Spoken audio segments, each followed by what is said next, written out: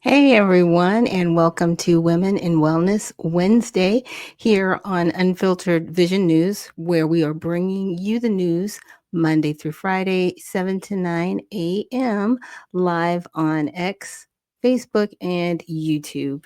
So, in this today's Women in Wellness Wednesday, we're going to have one of my sisters from church join us. Her name is Aime Anderson, and she wanted to share some things about herself and her project that she's working on here in the state of Georgia. So I'm going to bring her here on stage. Sorry, I don't have the hand clap thing going yet. I'm trying. I don't have the sound effects like everybody else. So welcome. So I'll give you a little hand clap and applause.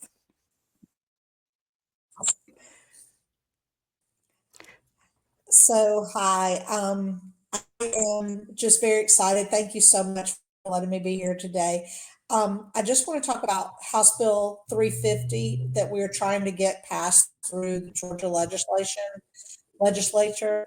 We have been working for a couple of years to attempt to get this bill passed. What it does is it actually allows for municipalities in our state to add to our current safe haven law the ability to use newborn safety devices.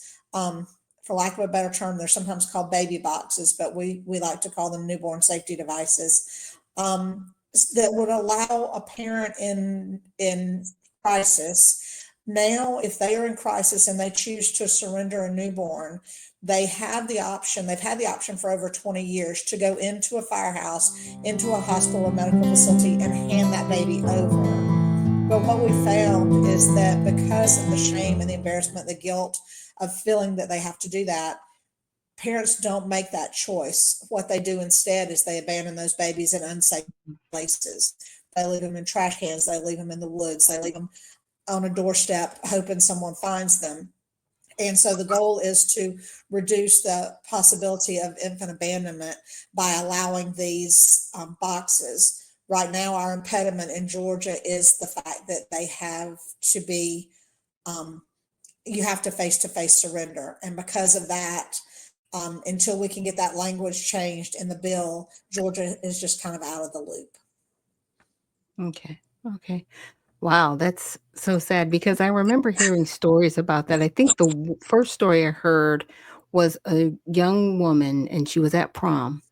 And I guess either she knew she was pregnant or she didn't realize she was pregnant, but to any avail, she had the baby in a stall in the bathroom, and she really didn't know what to do, and so she left the baby, like, by a dumpster or something weird, and then went back to the prom. And people were, like, all freaked out, like, "Oh my gosh," and it Right. was like, well, she didn't know what to do. She didn't know what options she had, what was going to happen, and to your point, a lot of these bills and you do have to be face to face, right? But sometimes people are Mhm. like, I don't even know what to do." Right.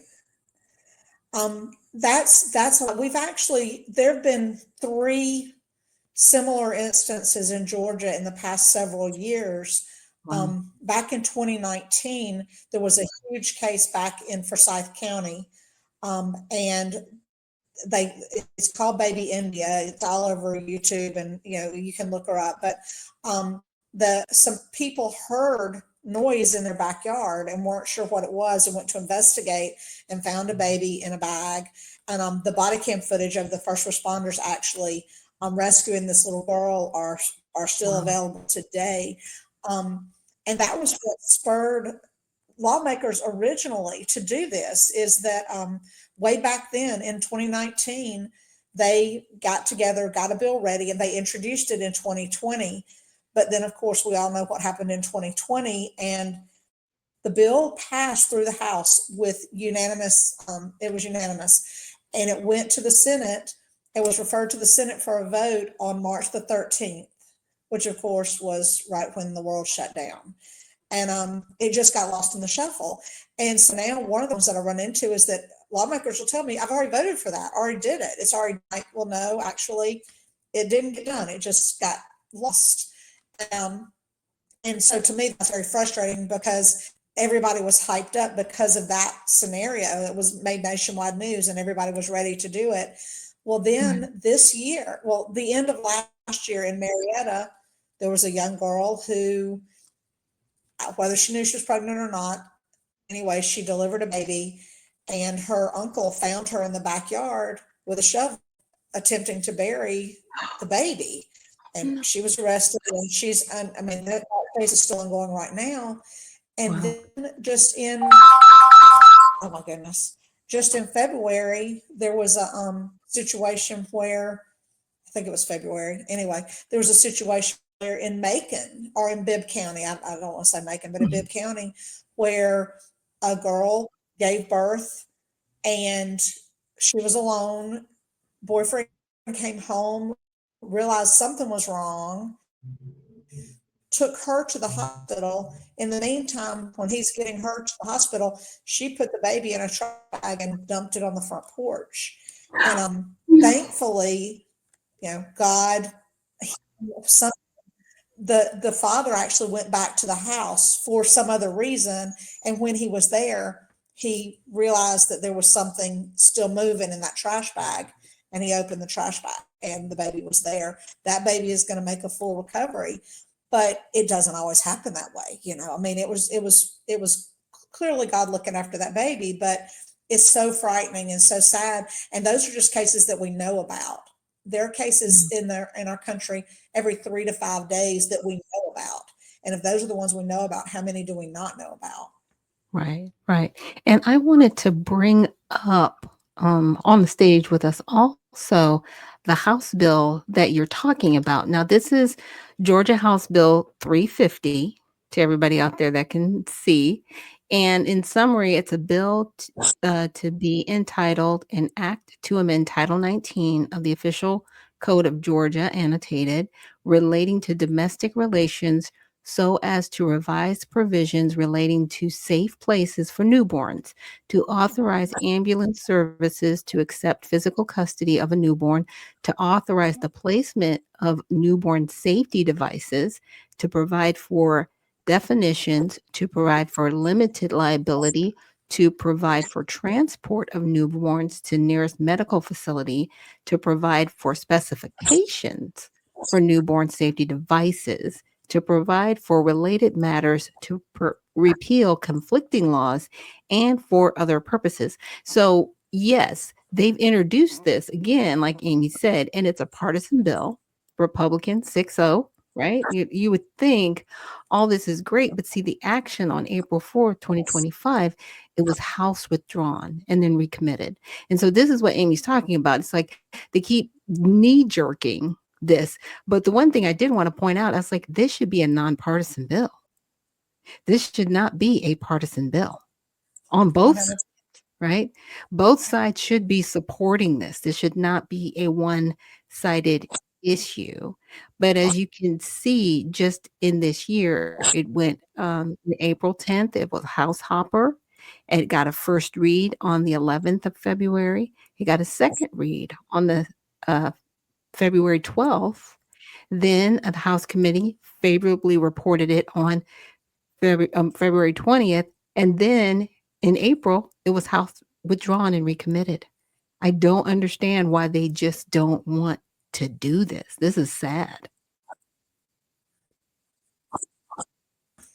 It is so sad. That was what was so frustrating to me is what happened. It actually went out of committee unanimously. Out of committee, Wow. it had bipartisan support. There's really been no partisan. It is a partisan bill, but there's really been no huge kickback. It's not as if they're fighting against it. It's just as if they don't care. Um, it's set in rules. It's set in the rules committee from the day of committee until they withdrew it. And when they withdrew it, they decided to try a last ditch effort and hooked it to another bill. And then that, of course, is where the problem got created. And then it got over to the Senate, and there was some issues with the parent bill, so it never got a vote in the Senate at that point. And it's just so frustrating to me that it should be a standalone bill. It completely should be nonpartisan. There's no reason that this is not something that somebody can push through. The problem remains that it's just not high enough a priority on our leadership in our state. And that's my goal. Actually, my goal of June is to wear out the leadership in our General Assembly, wear them out, make them sick of my name and sick of my cause, because they need to be aware and they need to have it top of mind when it comes back to time to vote. Right, absolutely. And what I did was I went to the contact information. So hopefully I've left it up long enough so our viewers can see it. But we've got Representative Mike Cameron, who's in House District 1. We've got Representative Clint Cow in the House District 118, Representative Beth Camp in House District 135, Representative Karen Mathake or Mathack,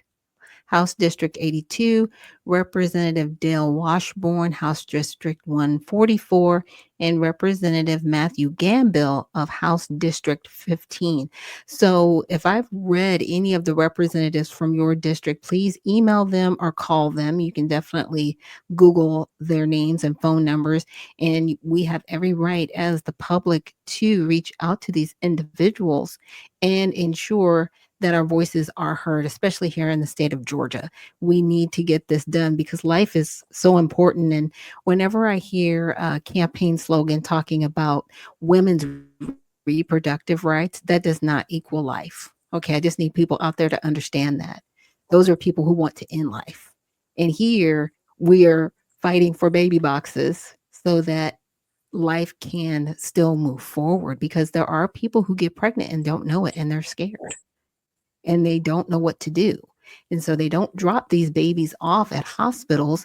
And, to what Amy was describing earlier, sometimes, crazy things happen and they try to bury babies or put them in a trash bag. And you're thinking to yourself, like, what rational person would do that? It's a very heightened state of emotion. And sometimes people just don't know what to do. I Yeah. think that's exactly it. It's a rational person wouldn't do that, but a person who feels backed into a corner, who doesn't know what to do, who's scared, who's afraid, who thinks that they're going to be judged, who, doesn't know how a father's going to react, doesn't know how their family's going to react. And they make bad choices. And with the addition of newborn safety devices, number one comes the advertisement through the community. Hey, this is available. You can use it. Also, it becomes a conversation to have to say, hey, this is something. And you can put information up in a hospital in the bathroom doors of a hospital, just like if you're being trafficked at the airport. You can Hmm. have this in high schools or middle schools for that matter. To say, if this comes up, make a better choice. Choose to not put yourself in legal jeopardy and your baby in harm's way, because there are options, and a lot of people are just unaware of that, and they make terrible decisions. Yeah. Yeah. So, Amy, thank you so much for joining us here on Women in Wellness Wednesday. And to our viewers, is there anything you want to leave them with or where they can get further information to help out? Absolutely. So my email address is A like apple, P like Paul, A like apple, 1106 at bellsouth.net. If you email me, I will absolutely email you back and get in contact with you, answer any questions you might have. Also, we do have a Facebook page that we use to help communicate things out. That Facebook page, it's a little bit long, it's a little bit wordy, but it's Bringing Newborn Safety Devices to Georgia. And we would love to have you check out our page, like, share, follow it.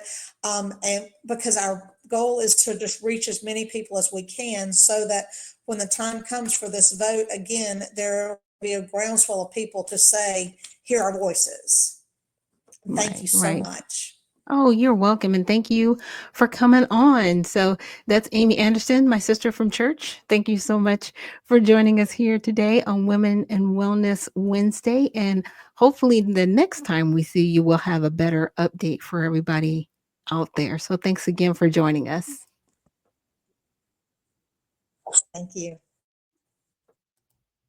Okay, guys. Again, that was Aime Anderson, and I will make sure to leave her email address and the Facebook page where you can get a hold of her. And we will see you guys on the other side.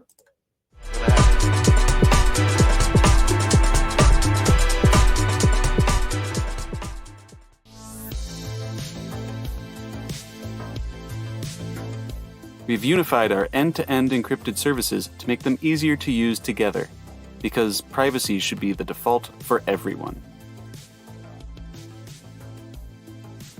With the new Proton ecosystem, you can add events to Proton Calendar automatically when you accept an invitation.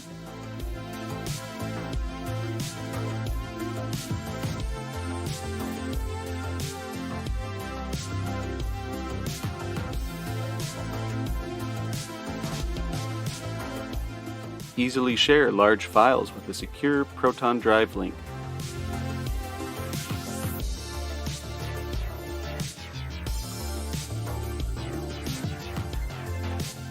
Send secure Proton Drive links privately with Proton Mail.